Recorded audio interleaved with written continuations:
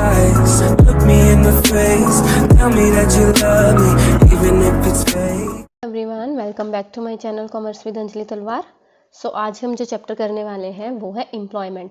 हमारी Indian economy की revision चल रही है। मैक्रो इकोनॉमिक्स के चैप्टर्स हम ऑलरेडी कवर कर चुके हैं, ठीक है, तो ये कर लेना अच्छे से, ये भी इंडियन इकोनॉमी भी।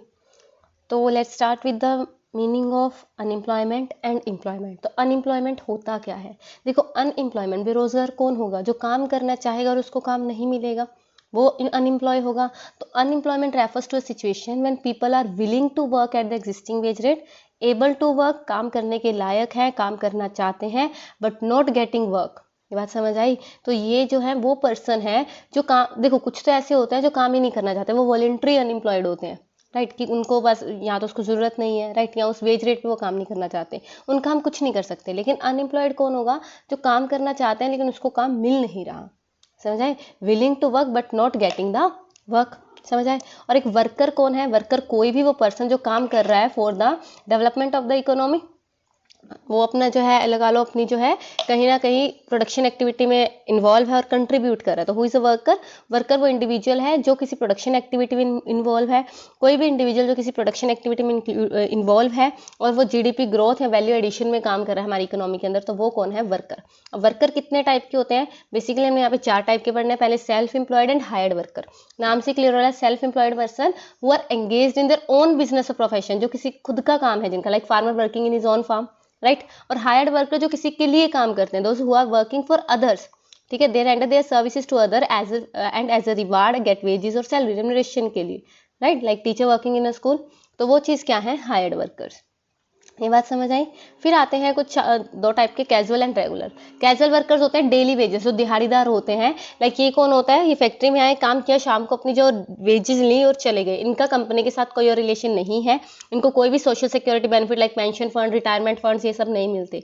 लेकिन रेगुलर वर्कर्स कौन है? जो परमानेंट पेरोल पे होते हैं, जिनकी जो है वो होते हैं, क्या कहते हैं, पैकेजेस होते हैं, like per month per year वाले, ठीक है। इनको सोशल सिक्योरिटी बेनिफिट्स भी मिलते हैं, लाइक पेंशन, ग्रेचुइटी, ये सब आ जाएगा, है ना। सो जो कैजुअल वर्कर्स होते हैं वो ज़्यादातर अनस्किल्ड लेबर होते हैं, क्योंकि वो कंस्ट्रक्शन वगैरह का काम कर रहे हैं। रेगुलर वर्कर जो स्किल्ड लेबर्स होते हैं उनके लिए होता है बेसिक ज़्यादातर, ठीक है। तो ये चीज़ है, समझ आया? अब जो मेन है वो है इनकी मीनिंग। देखो, क्या लेबर सप्लाई, इनके ना बच्चे ना इसमें बहुत कंफ्यूज होते हैं। लेबर सप्लाई का मतलब क्या है? वो लेबर जो वर्कर काम करना चाहते हैं पर्टिकुलर वेज रेट पे। यहाँ पे जो इंपॉर्टेंट है वो है वेज रेट। यहाँ पे पर्टिकुलर वेज रेट पे आप जितना काम करना चाहते हैं वो आपकी लेबर सप्लाई है। लाइक आप 10 घंटे काम कर सकते हो, लेकिन पर्टिकुलर वेज रेट पे आप 6 घंटे ही काम करोगे। अगर आप इतने पैसे दोगे तो मैं इतना ही काम करूंगा, राइट। तो वो चीज़ क्या है? Labour supply. लेबर फोर्स क्या है? Number of workers actually working और विलिंग टू वर्क, जो वो लोग एक्चुअल काम कर रहे हैं या काम करना चाहते हैं, but it is not related to wage rate. ये बात समझ आई? तो labour force is not related to wage rate. Easy. फिर आता है वर्क फोर्स। क्या है वर्क फोर्स? क्या है? जो एक्चुअल में काम करता है, person who are actually working, ठीक है। तो अगर मैं वर्क फोर्स का निकालना हो तो लेबर फोर्स में दोनों आ जाते हैं, actually working, willing to working. उसमें से विलिंग वाले निकाल दूं, ठीक है, तो बचेंगे कौन? एक्चुअल वर्किंग ना, तो वर्कफोर्स निकल आई, राइट। ये बात समझ आया? और अनएम्प्लॉयड अगर मुझे निकालने हो, अनएम्प्लॉयड कौन हो गए? लेबर फोर्स जो हमारी है, the person who is actual working और विलिंग टू वर्क। उसमें से अगर एक्चुअल वर्किंग निकाल दो, वर्कफोर्स निकाल दो, तो विलिंग टू वर्क आ गए, और willing to work but not getting the work, वो क्या थे? हमारे अनएम्प्लॉयड थे। ये बात समझ आई? और किसी चीज का रेट निकालना है तो परसेंटेज। तो अनएम्प्लॉयमेंट का रेट कैसे निकलेगा? जितने पर्सन अनएम्प्लॉयड है divided by labour force into 100। Labour force में से कितने लोग अनएम्प्लॉय हैं, और पार्टिसिपेशन रेट मतलब कि टोटल पॉपुलेशन में लोग कितना काम कर रहे हैं, तो total workforce divided by total population into 100। ये हमारा क्या हो गया? पार्टिसिपेशन रेट की टोटल पॉपुलेशन में से वर्कफोर्स है कितनी है ना। और अगर मैं इंडिया की बात करूं तो वर्कफोर्स कितनी है? कहता India has a workforce of nearly 40 crore person, ठीक है। 70% वर्कफोर्स जो है मेल वर्कर्स हैं, 30 फीमेल है। 70% जो है रूरल एरियाज में और अर्बन में सिर्फ 30 हैं। फीमेल वर्कर रूरल में 41.8% है, लेकिन जो अर्बन है, देखो ये डाटा नहीं याद करना, इससे आपको याद क्या करना है? आपको ये याद रखना है कि अपनी जो बल्क ऑफ आर वर्कफोर्स है वो रूरल बेस्ड है, और जो परसेंटेज ऑफ फीमेल है लो है, और अर्बन में और भी लो है। इनके रीजंस क्या है, मेन आपको ये याद रखना है, ठीक है। कि हमारे यहाँ पे ये ध्यान में रखना, अब लिखना क्या है आपको कि जो हमारी वर्कफोर्स है, देखो इसका से लिख लो, जो वर्कफोर्स है अगर उसको मेल फीमेल में देखें तो हमारे मेल्स ज़्यादा हैं और फीमेल कम है। रूरल अर्बन में देखें तो रूरल ज़्यादा है और अर्बन में वर्कफोर्स कम है। क्यों, यहाँ मैं रीज़न बताती हूँ, क्योंकि प्राइमरी सेक्टर पे डिपेंड होता है। प्राइमरी सेक्टर 72% हमारी यहाँ पे पॉपुलेशन यूज़ कर रही है, राइट। और यहाँ पे अगर मैं बात करूँ, इसकी भी फीमेल्स कम है, इसकी फीमेल्स कम है, लेकिन इसकी फीमेल फिर भी ज़्यादा है, अप्रोक्स 25%, इसकी सिर्फ 20% के आसपास है। ये बात समझ आई? तो ये चीज़ है, ठीक है। सो अब यहाँ पे 2 क्वेश्चंस निकल के आते हैं कि हमारे जो ज़्यादातर वर्कफोर्स है वो रूरल बेस्ड क्यों है, क्यों लोग गांव में ज़्यादा काम कर रहे हैं। Because this is simply because bulk of jobs are in rural areas. मतलब ये नहीं है कि हमारी जीडीपी इकोनॉमी जो है ज़्यादा रूरल एरिया से आ रही है, बिल्कुल नहीं। कहता implying that more people are engaged in farming and allied activities, लेकिन वो जीडीपी में कम कंट्रीब्यूट कर रहे हैं। मतलब जो वर्कर है उनकी प्रोडक्टिविटी बहुत कम है रूरल एरियाज में, वो काम ज़्यादा कर रहे हैं लेकिन जीडीपी ग्रोथ उतनी नहीं हो पा रही है, ठीक है, जिसकी वजह से लो अर्निंग्स हो रही हैं और पॉवर्टी बढ़ रही है। ये बात समझ आई? और फीमेल वर्कर की लो क्यों है और स्टिल अर्बन एरियाज में और भी लो है, क्यों? क्योंकि फीमेल एजुकेशन आज भी इंडिया में इज स्टिल अ क्राई, ठीक है, जिससे लो अपॉर्चुनिटीज है उनके लिए जॉब की। उनको एजुकेशन कहीं ना कहीं मेल एजुकेशन पे ज़्यादा ध्यान दिया जाता है। और most of the families in urban areas job work जो है वुमेन का स्टिल फैमिली डिसीजन के द्वारा।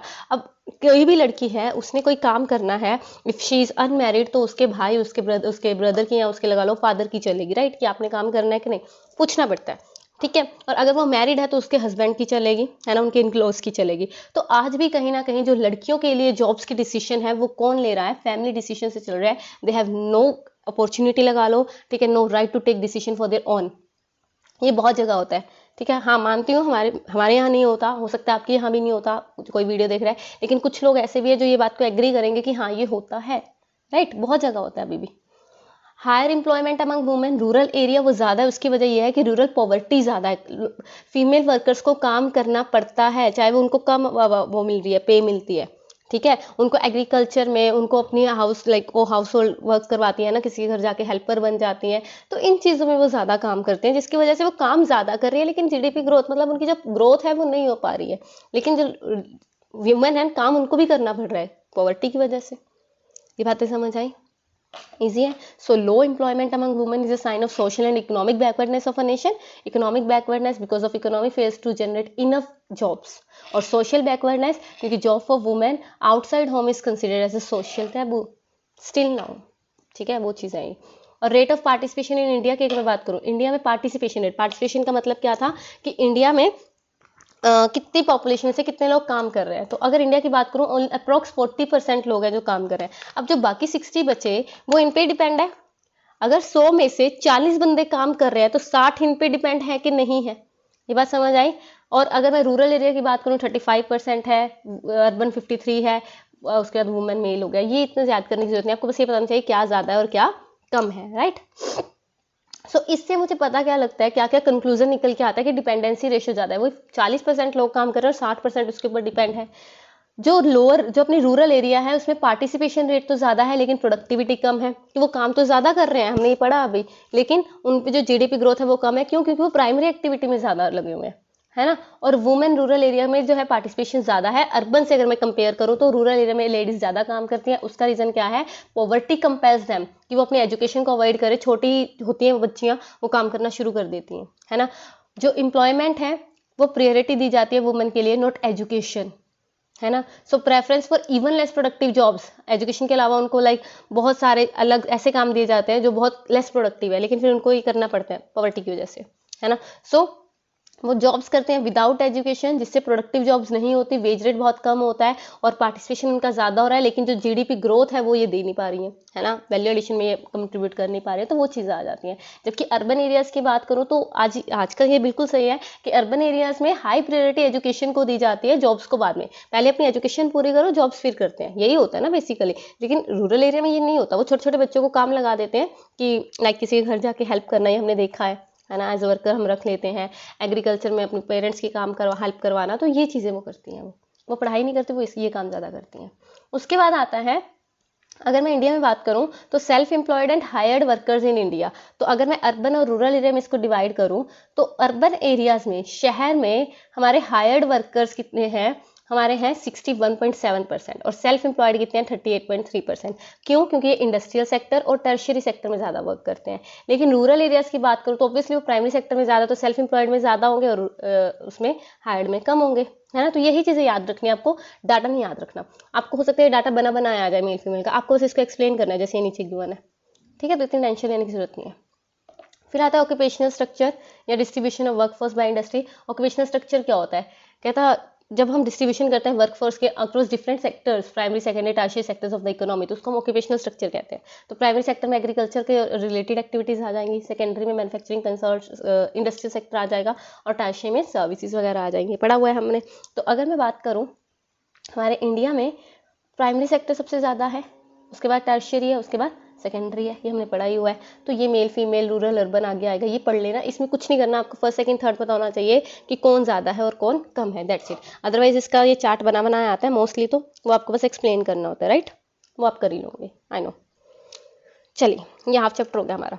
अब एक पॉइंट आता है, एक पॉइंट होता है जॉबलेस ग्रोथ। जॉबलेस ग्रोथ का मतलब क्या है कि हमारी इकोनॉमिक ग्रोथ तो हो रही है लेकिन लोग फिर भी जॉबलेस हैं। जब भी इकोनॉमी की ग्रोथ होगी ना बेटा, वो दो कारण से हो सकती है। या तो देखो, ग्रोथ का मतलब है जीडीपी ग्रोथ होना, जीडीपी मतलब प्रोडक्शन बढ़ रही है, तो प्रोडक्शन दो तरीके से बढ़ सकती है, या तो टेक्नोलॉजी का यूज़ करके जिसको मॉडर्नाइजेशन कहते हैं, या एम्प्लॉयमेंट का यूज़ करके। हमारे यहाँ पे ग्रोथ हो रही है लेकिन एम्प्लॉयमेंट नहीं बढ़ रहा, तो इसका मतलब हम किसको यूज़ कर रहे हैं, मॉडर्नाइजेशन को। ऐसा क्यों, क्योंकि यहाँ पे ज़्यादा एमएनसीज पे हम क्या हो गए, रिलाई हो गए। ये बात समझ आई। जॉबलेस ग्रोथ एक ऐसी सिचुएशन है जब हमारी इकोनॉमी के अंदर जीडीपी ग्रोथ, प्रोडक्शन का लेवल तो बढ़ रहा है लेकिन लोगों को एम्प्लॉयमेंट नहीं बढ़ पा रहा, तो मतलब हम टेक्नोलॉजी की वजह से ग्रोथ कर रहे हैं। और टेक्नोलॉजी की वजह से ग्रोथ क्यों कर रहे हैं, क्योंकि एमएनसीज जो है बहुत ज़्यादा रिलाई कर रहे हैं हम उन पे। ठीक है, ये बात समझ आई। तो कहता है लेवल ऑफ आउटपुट दो तरीके से अचीव कर सकते हैं, एम्प्लॉयमेंट या टेक्नोलॉजी से। ठीक है, सो जॉबलेस ग्रोथ एक सिचुएशन है when the level of output in the economy tends to rise owing to innovative technology without any rise in the level of employment. ये बात समझ आई। तो हम टेक्नोलॉजी पे ज़्यादा क्यों है, क्योंकि एमएनसीज आ गए, अपन पढ़ ही लिया। समझ आया, इजी। फिर आता है कैजुअलाइजेशन एंड इन्फॉर्मलाइजेशन, जिसमें आइजेशन वर्ड आ रहा है ना, ये सिचुएशंस को डिफाइन कर रहा है। तो कैजुअलाइजेशन का मतलब क्या है, कैजुअलाइजेशन कौन थे, डेली वेजेस। तो जब हमारी इकोनॉमी में वर्क फोर्स के अंदर कैजुअल वर्कर्स की मात्रा ज़्यादा हो जाए, like for example, only giving example, कि हमारे कैजुअल वर्कर्स तो हैं 70% और हायर्ड वर्कर्स या रेगुलर वर्कर्स हैं हमारे 30%, तो ये कौन सी सिचुएशन शो कर रहा है, कैजुअलाइजेशन। ये बात समझ आ रही है। इकोनॉमी के अंदर जब कैजुअल वर्कर्स ज़्यादा हो जाए और अपने रेगुलर वर्कर्स कम हो जाए, तो उस सिचुएशन को हम क्या कहते हैं, casualization. So casualization of workforce refers to a situation when the percentage of casually hired workers in the total workforce tends to rise over time. Easy, समझ आया। और ये रीज़न क्या है इसका, क्योंकि हमारे जो ज़्यादा वर्कफोर्स है वो रूरल एरिया में, और रूरल एरिया में उनके पास इतनी स्किल्स या एजुकेशन नहीं है कि वो अपने रेगुलर वर्कर्स में जाए, तो वो ज़्यादा कौन से होते हैं, वो हायर्ड वर्कर्स में होते हैं। ठीक है, इसीलिए कैजुअल वर्कर्स। समझ आई बात। फिर आ गया इनफॉर्मलाइजेशन। इनफॉर्मलाइजेशन क्या होता है, हमारे पास दो तरह के सेक्टर होते हैं, formal sector, informal sector. Formal sector जैसे आपका स्कूल हो गया, जिसमें 10 से ज़्यादा लोग काम कर रहे हैं, ऑर्गेनाइज सेक्टर है, रूल्स रेगुलेशन है। इनफॉर्मल सेक्टर जैसे आपका ट्यूशन हो गया, जहाँ पे अनऑर्गेनाइज सेक्टर है, 10 से कम लोग काम कर रहे हैं, ठीक है, ज़्यादा रूल्स रेगुलेशन नहीं है, तो वो इनफॉर्मल है। तो इनफॉर्मलाइजेशन क्या होगा, एक ऐसी सिचुएशन जिसमें हमारी इकोनॉमी में इनफॉर्मल सेक्टर ग्रो कर रहा है और फॉर्मल सेक्टर ग्रो नहीं कर रहा, कम रह गया है, तो उस सिचुएशन को हम क्या कहेंगे, इनफॉर्मलाइजेशन। समझा, इजी चल रहा है, ठीक है, हो जाएगा। तो हमारे पास टाइप्स ऑफ अनएम्प्लॉयमेंट है। टाइप्स ऑफ अनएम्प्लॉयमेंट में दो तरह के पढ़ते हैं, रूरल एंड अर्बन अनएम्प्लॉयमेंट। वैसे हमें बेसिकली ये दो ही पढ़ने हैं आपके सिलेबस में। तो रूरल अनएम्प्लॉयमेंट दो तरह की होती है, डिस्क्रिस्ड अनएम्प्लॉयमेंट और सीजनल। मैं आपको इसका मीनिंग भी बता दूंगी, लेकिन आपके सिलेबस में बेसिकली दो ही हैं। तो रूरल अनएम्प्लॉयड कौन से होंगे, रूरल अनएम्प्लॉयड दो तरीके के होते हैं, डिस्क्रिस्ड। डिस्क्रिस्ड का मतलब क्या होता है, फॉर एग्जाम्पल एक लैंड है, लैंड में अगर 5 लोग काम कर रहे हैं तो भी उतना ही काम हो रहा है, 7 या 8 लोग काम करेंगे आगे तो भी उतना ही काम हो रहा है, तो जो ये 2-3 लोग एक्स्ट्रा काम कर रहे हैं, ये तो अपना टाइम पास करने आ रहे हैं, इनकी वजह से प्रोडक्टिविटी तो नहीं बढ़ रही ना, ये तो अनएम्प्लॉय है एक हिसाब से, तो इसको हम कहते हैं डिस्क्रिस्ड अनएम्प्लॉयमेंट। इजी। और फिर आता है सीजनल अनएम्प्लॉयमेंट। सीजनल कौन होंगे, जो ये फार्मर्स हो गए, एग्रीकल्चर वाले, ये 6 महीने ड्यूरिंग ऑफ सीजन ये या क्या रहते हैं, फ्री रहते हैं, तो ये क्या हो जाएगा, सीजनल अनएम्प्लॉयमेंट। और अगर अर्बन एरियाज की बात करूं, अर्बन एरियाज में दो तरह की अनएम्प्लॉयमेंट होती है, इंडस्ट्रियल और एजुकेटेड अनएम्प्लॉयमेंट। इंडस्ट्रियल में कहाँ से आएंगे, वो illiterate persons who are willing to work in industries like mining, transport, trade and construction activity. ठीक है, वो लोग जो काम करना चाहते हैं लेकिन उनको अपॉर्चुनिटी नहीं मिल रही। इसका मेन रीज़न क्या है, पॉपुलेशन बढ़ रही है, इतनी अपॉर्चुनिटीज़ नहीं है। इंडस्ट्री अर्बन एरियाज में ही ज़्यादा है, तो वहाँ पे कॉम्पिटिशन भी ज़्यादा है, पॉपुलेशन ज़्यादा है और अपॉर्चुनिटीज़ कम है ना। और ज़्यादातर ये जो है मोर लेबर सेविंग वेस्टर्न टेक्नोलॉजी पे हम ज़्यादा डिपेंड हो रहे हैं और एम्प्लॉयमेंट कम कर रहे हैं, वही चीज़ अभी हमने पढ़ी। और एजुकेटेड अनएम्प्लॉयड कौन है, कहता वो पर्सन जो डिग्रियां लिए बैठे हैं, इन इंडिया जो अनएम्प्लॉयमेंट की प्रॉब्लम एजुकेटेड में ज़्यादा है, क्योंकि वो क्या हो रहा है यहाँ पे, कहता वो डिग्रियाँ लिए बैठे और उनको अपने लेवल की जो है जॉब नहीं मिल रही है। बात समझ आई? कहता एजुकेशनल इंस्टीट्यूशन बढ़ने की वजह से लाइक यूनिवर्सिटी कॉलेज वगैरह बढ़ गए हैं इंडिया में, अब जॉब ओरिएंटेड काम रहा ही नहीं, वोकेशनलाइजेशन है ही नहीं, डिग्री होल्डर्स हैं लेकिन उनको जॉब्स नहीं मिल रही हैं, राइट। तो वो चीज़ें यहाँ पे आएंगी, एजुकेटेड अनएम्प्लॉयमेंट, ठीक है, हो जाएगा। तो अगर मैं रूरल एंड अर्बन दोनों की बात करूँ, कुछ ओपन होते हैं, वैसे ये तुम्हारे सिलेबस में इतना मेंशन तो नहीं है बट पढ़ लो, चलो मीनिंग। तो ओपन अनएम्प्लॉयमेंट क्या है, जब एक वर्कर विलिंग टू वर्क है, नेसेसरी एबिलिटी टू वर्क भी है, लेकिन उसको काम नहीं मिल रहा, जो अभी हमने नॉर्मल अनएम्प्लॉयमेंट पढ़ा। स्ट्रक्चरल, ये हमने उसमें पढ़ा था नेचुरल वाले में, ठीक है। Structural changes in the economy हो गए, लाइक टेक्नोलॉजी एकदम से चेंज होगी, ब्लैक एंड व्हाइट टीवी से हम कलर टीवी पे आ गए, तो उसकी वजह से लोग क्या हो गए, अनएम्प्लॉयमेंट हो गए। अंडर एम्प्लॉयमेंट मैंने आपको पढ़ा था, एग्रीगेट डिमांड एग्रीगेट सप्लाई की इक्वल आ जाती है और लोग फिर भी अनएम्प्लॉयड रह जाते हैं, ठीक है, उस टाइम पे। फ्रिक्शनल भी हमने नेचुरल में पढ़ी है, ये जब बहुत लॉन्ग टाइम से कोई इंडस्ट्री डाउन जा रही है, हमें पता है ना, वो बंद होएगी, हमने पढ़ा ऑलरेडी। साइक्लिकल अनएम्प्लॉयड क्या है, साइक्लिकल अनएम्प्लॉयमेंट का मतलब क्या है, साइक्लिकल फ्लक्चुएशन ज़्यादा जब इकोनॉमी में, पता है बूम रिसेशन डिप्रेशन वाला फेस होता है, ठीक है, ये बूम रिसेशन डिप्रेशन, तो जब डिप्रेशन के टाइम पे लोगों को निकाल दिया जाता है तो वो साइक्लिकल अनएम्प्लॉयमेंट हो जाती है। तो ये बेसिक से क्या है अनएम्प्लॉयमेंट, नाम से क्लियर हो जाएगा वैसे आपको। और अनएम्प्लॉयमेंट के रीज़न क्या है, इकोनॉमिक ग्रोथ बहुत कम है और अपॉर्चुनिटीज़ एम्प्लॉयमेंट की कम है, पॉपुलेशन बढ़ रही है, ज़्यादा लोग एग्रीकल्चर पर डिपेंड, और एग्रीकल्चर ही एक सीजनल ऑक्यूपेशन है, एग्रीकल्चर में भी इरीगेशन की फैसिलिटीज़ नहीं है, जॉइंट फैमिली सिस्टम है, मतलब अगर वही मैंने भी आपको पढ़ाया कि 100 में से 40 बंदे अगर कमा रहे हैं तो 60 उसमें खाने वाले हैं, डिपेंडेंसी रेशियो ज़्यादा है, तो अनएम्प्लॉयमेंट भी ज़्यादा है ना। स्मॉल इंडस्ट्रीज़ जो है हमारे आर्टिस्टिक वर्क, कॉटेज इंडस्ट्रीज़ वो डिके हो रही हैं, कम हो रही हैं, सेविंग एंड इन्वेस्टमेंट नहीं है, और लेबर जो है माइग्रेट नहीं हो रहा एक जगह से दूसरी जगह। तो ये क्या है हमारे कॉजेज़ हैं। तो कंसिक्वेंसेस क्या होंगे, मतलब अगर अनएम्प्लॉयमेंट है तो उससे रिजल्ट क्या निकल के आएगा, तो मैन पावर का यूटिलाइजेशन नहीं हो रहा तो आउटपुट भी कम आ रहा है, कैपिटल फॉर्मेशन भी कम हो रही है, ऑब्वियस सी बात है वो तो, है ना, और प्रोडक्टिविटी भी कम हो रही है। और सोशल की बात करूँ, low quality of life, inequality ज़्यादा है, सोशल अनरेस्ट, क्लास स्ट्रगल, तो लोग अनएम्प्लॉयड है तो ये रीजन तो आ जाएंगे, ठीक है। और इसको कैसे सॉल्व कर सकते हैं, प्रोडक्शन बढ़ाओ, प्रोडक्टिविटी बढ़ाओ, capital formation, self employed persons को हेल्प करो, एजुकेशनल रिफॉर्म्स लाओ, टेक्निक्स इंक्रीज करो, तो ये सब आ जाएगा, ठीक है। अब जो आपको पढ़ना है मेन वो यहाँ आएगा, गवर्नमेंट पॉलिसी एंड रिफॉर्म। ये मैंने पढ़ाऊंगी, आपकी बुक में टेबल टाइप गिवन है एक, और उसके नीचे ऐसे टेबल हैं जिसमें 2 तरह की करंट और जो बंद हो चुके हैं वो, और नीचे भी एक्सप्लेनेशन गिवन है, आपको वो खुद पढ़नी है। उसमें आपको याद क्या रखना है, नाम, स्कीम का नाम, गवर्नमेंट ने कब शुरू की थी, ईयर, ये इसके ईयर याद करने हैं, और मेन मोटिव क्या था, किसके लिए, लाइक प्राइवेट सेक्टर्स के लिए, एजुकेटेड के लिए, किसके लिए किया था, तो वो सारे आपको क्या पढ़ने हैं, ये स्किल्स मेक इन इंडिया उसमें आ जाएगा, ठीक है। तो वो सारे आपको पढ़ने हैं। तो ये आपका चैप्टर कंप्लीट होता है, एम्प्लॉयमेंट वाला रिवीजन हो गई। फिर मिलते हैं नेक्स्ट चैप्टर के साथ। Thank you so much. Tell me pretty lies, look me in the face, tell me that you love me, even if it's fake.